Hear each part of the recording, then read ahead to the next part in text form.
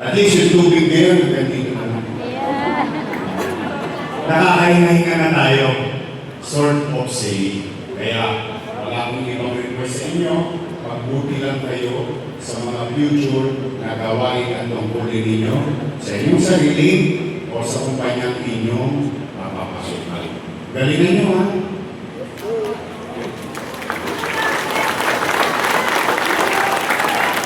I love you. Masarap ang linggo yun. Sinigang. Paborito ko kasi yung sinigang. May asin pa.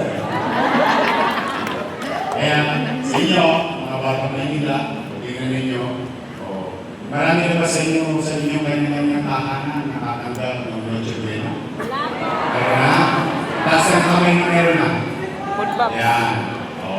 Yung mga wala pa, steady lang kayo. Yes. Nakita lang kayo na kayo'y maliligtas. Lahat yan. We try to continue what we have started in the past. Ayaw kasi kahit nahirap, I think your parents will agree with this. Kahit hirap ang buhay, gagawa ng paraan. Dahil ang gusto ko, sa Pasko, walang magutom sa lungsod ng Maynila.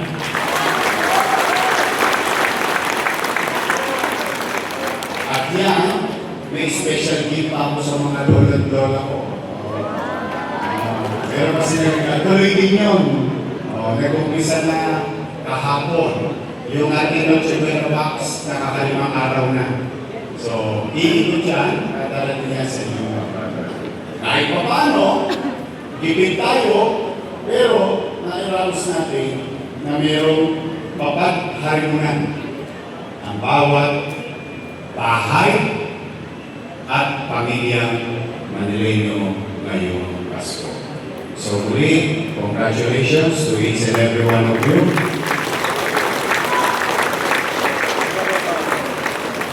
I hope 2026 will be a better days for each and every one of us and for our city.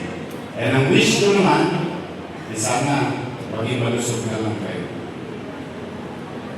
Kasi mas magastos o kasakit.